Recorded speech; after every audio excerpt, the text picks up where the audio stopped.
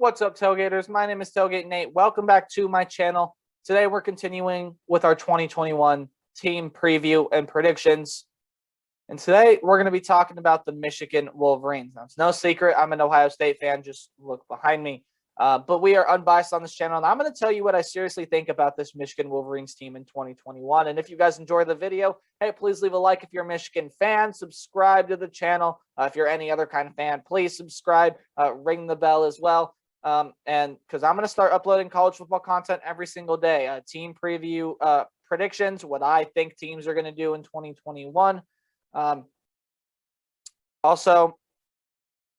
Excuse me, guys. Also, hey, we're going to start top 10 players here in a little bit and conference power rankings as well. You want to be sure you stick around on the channel. You can also leave a comment down below. Tell me your thoughts on this video, or you can even comment your favorite team down below. Although if you're a Michigan fan, probably, or for this video, probably Michigan fans down there, right?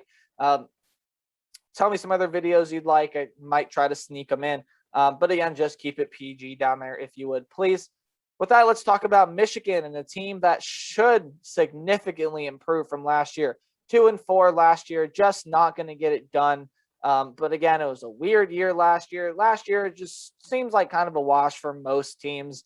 I know for teams that like made the playoff and maybe except for Ohio State, but for other teams like whatever, 2020 was what it was, especially for this Michigan team. A roster that's still loaded with talent, but losing some notable guys, including the starting quarterback to kick off the season last year in Joe Milton. Also, Dylan McCaffrey gone as well. I think he transferred up to Northern Colorado. I know Joe Milton transferred. I cannot remember where he transferred to right now. So Joe Milton, of course, both those guys hit the transfer portal. Joe Milton ended up leaving as well. Zach Charbonnet hit the transfer portal. He hit the transfer portal to UCLA to join Demetric Felton back there. So Zach Charbonnet gone, and Chris Evans, of course, graduated and is leaving as well. So Chris Evans not using his extra year of eligibility. He is gone off the running back group as well. And off the wide receiver group, hey, you got Nico Collins and Nick Eubanks gone as well. Nico Collins, of course, the number one guy, gone, and Nick Eubanks was a really solid tight end. He's gone as well. On the defensive side, you lose a lot of talent as well, especially Kwity Paye, who arguably is the biggest loss on this team this offseason. Cameron McGrone, Ambry Thomas, Hunter Reynolds, all those guys are gone as well. The highlight there is Kwity Paye, an excellent defensive tackle, or defensive end, I should say, excuse me, and was a first-round draft pick in the NFL draft. But hey, as the saying goes, it's not about what you lost. It's about what you have. And when we look at what Michigan has, Alan Bowman is coming in from Texas Tech. Dylan McCaffrey is, or not Dylan McCaffrey, excuse me, Cade McNamara is also there. So you can put him on the list as well. I just didn't because there are other guys I wanted to talk about, and that being Alan Bowman. Now, those two guys are going to battle for the starting position, maybe incoming freshman JJ McCarthy as well, but I think it's going to be between McNamara and Bowman.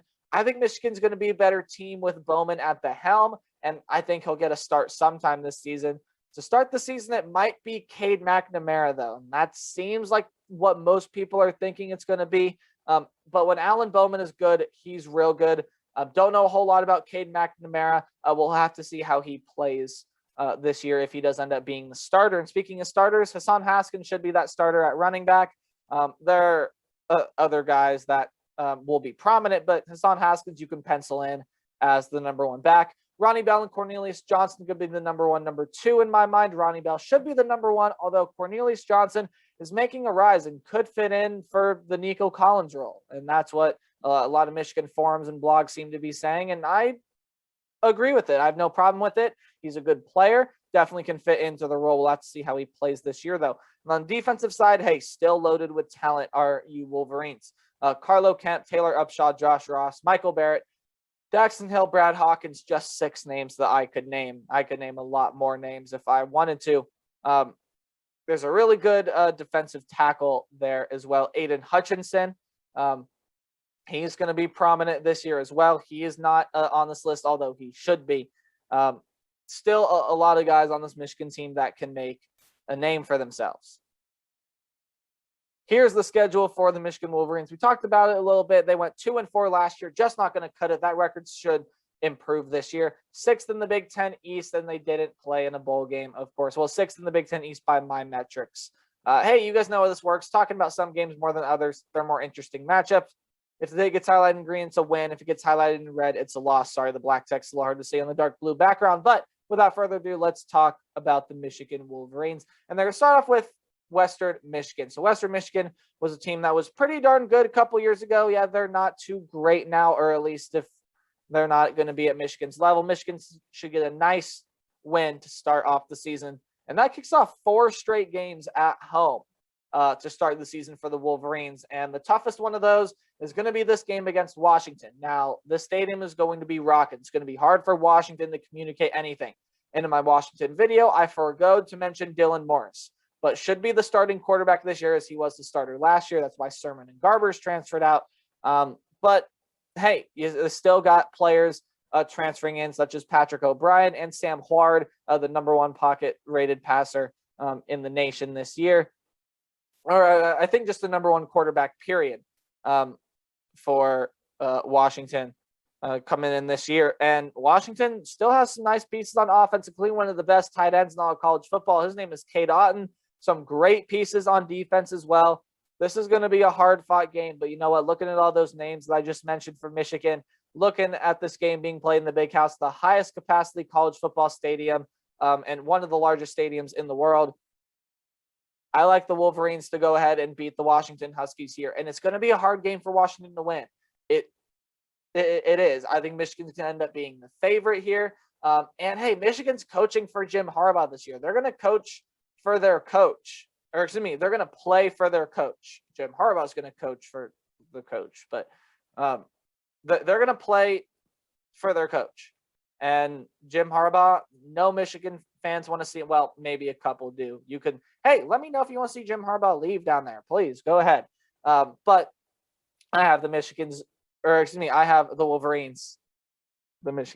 I have the Wolverines beating the Huskies.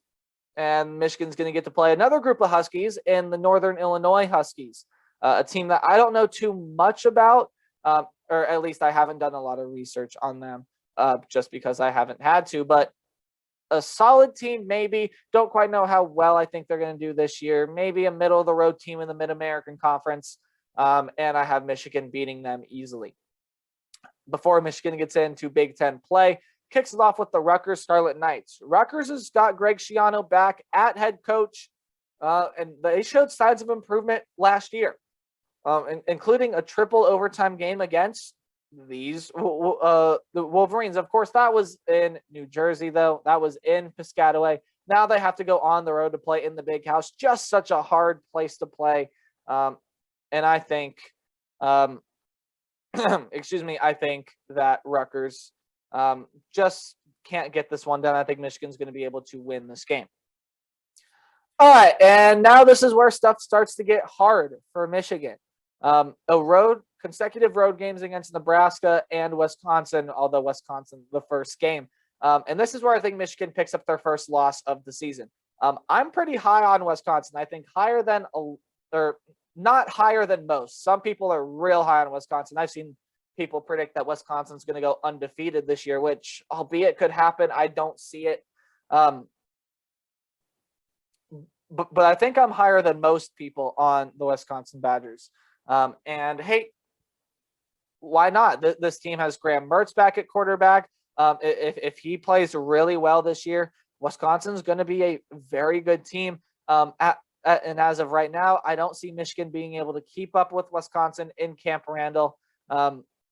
I think this is going to be a win for the Wisconsin Badgers. And then a road game against the Nebraska Cornhuskers. And this is not going to be a pushover game either. This might be the best team that Scott Frost has ever had through his, I believe this is his fourth or fifth year at Nebraska. This might be the best team he's ever had. They've got some big winners coming to the transfer portal, including a real good transfer at wide receiver and at running back. Chris Kolarevic coming in at linebacker as well, transfer from Northern Iowa. Still a developing player at Northern Iowa. I think had like 30-some tackles a couple years ago, but hey, should be really good this year.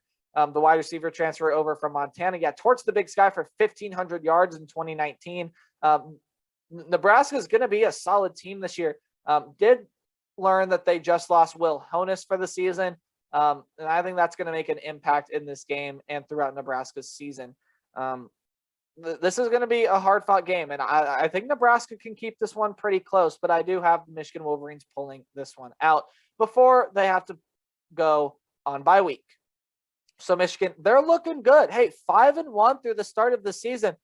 The second half of the season is a lot harder than the first, and it kicks off with Northwestern. At Northwestern, still going to be a solid team this year. They still got some good talent, but I don't see them being anywhere near as good as they were last year. And I see Michigan just improving for this game being at home in the Big House. I see this one being a win for the Michigan Wolverines. I also see Michigan State being a win. I think people are giving Michigan State a little too much credit. I'm not super high on Michigan State. Mel Tucker hasn't proven himself anywhere. While the defense might be solid, the offense is god awful, and the quarterback play might be the worst in the Big Ten this year. Maybe besides Purdue. Well, although Purdue has this might be the worst quarterback in the Big Ten. I have Michigan being able to easily beat Michigan State. And here is where the fun begins if you're a Michigan Wolverines fan. And this is where they're going to start turning on me. I can already feel it. I can already feel the Michigan fans tensing up because this 4-game stretch is the hardest stretch of the season by a long shot. It's not even close. I'm not talking about for every team in the nation. There are probably tougher stretches out there. Look at Notre Dame's 5-game stretch of death. This is the hardest stretch that Michigan's going to have this year. No doubt about it. Kicks off with a game against Indiana. I'm pretty high on Indiana this year. I think they're a real solid team, and I think they can pull off some nice wins this year. And I think this is going to be one of them. I think Indiana's going to get Michigan here. It's a home game. Definitely, I could see Michigan winning this one. I absolutely could see it. But you know what? I think this offense for Indiana is going to be really good. With Michael Penix at the helm, you got Ty Freifogel there as well. Indiana's going to be a real solid team. Also with a defense that should only get better this year, at least in my opinion. Needs on the defensive line. They addressed it. They got Ryder Anderson over from Ole Miss. This is going to be a really good team next year. Now, you guys know I have Indiana going 9-3. And if you've watched that video, you know I have them beating them. This is going to be a win for the Indiana Hoosiers. I can feel it. And then a road game against Penn State. Well, let's just keep it going then, shall we? A loss against the Penn State Nittany Lions is what I have. Hey, look, road game. This could end up being the whiteout game. If not, it's going to be the Indiana game for sure. But could be the whiteout game for Penn State. It's going to be a really interesting game to watch. I think that Michigan can't win this one. I mean, have you been in Happy Valley? That place gets rocking. And Penn State's a team that's also going to improve a lot from last year. Now, I know Penn State was able to beat Michigan last year, and that broke their 5-game losing streak. But especially this year, I think Penn State's just going to improve. They're going to get better. And this is going to be a really, really good team next year for Penn State. They can rebound in a big way. I have them going 9-3 as well. So for Penn State, I think they pick up a win against the Michigan Wolverines. And this game is where I'm going to get people mad. Everything through here, like, I can see it. Probably made some people mad with the Indiana game. I'm going to make people mad here. Let's keep keep the red train going. I have Maryland upsetting Michigan this year. I have talked about Maryland before. They are a team that can pull off an upset, and they're going to have their chances. They have Ohio State, albeit they have to play them on the road, and that's going to be a tough one. Hey, they get Penn State at home. They can absolutely win that one. I think they get Indiana at home as well, and they get Michigan at home. This is a team that's going to score some points, and it's also a defense that is going to be much improved this year, just like Michigan. And I see this being a hard-fought game. I see it going back and forth, battling it out. but maybe Michigan's looking ahead to that Ohio State game that always looms large over their heads year after year. And when you've lost 8 or 9 straight like this Michigan team has, yeah, you're going to be wanting to think about that Ohio State game. Now, I'm not saying that's the reason they lose the Maryland game. I think Maryland's just going to be a solid team this year, and I think they're going to pull off this upset. And speaking of the Ohio State game, yeah, I don't see a way Michigan beats Ohio State this year. Yes, they get him at home. Yes, they get him at the big house, but Ohio State's roster is just too talented. Maybe Michigan can exploit that linebacking group and keep this game close, but as of right now, I just see Ohio State being able to beat the Michigan Wolverines fairly easily. And no, that's not even bias talking. Look at the rosters. It's a mismatch on paper. And with that, 5 games highlighted in red. Michigan is our first 7-5 team that we are predicting, or that I am predicting this year. I have them going 7-5. Could I see them going 8-4? Yes, I think that's the second most likely option.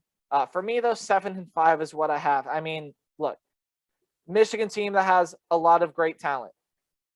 I just don't know how well it's going to come together this year. Michigan's a team I'm very skeptical on, and very well, if 7-5 is the case, you could see Jim Harbaugh on his way out.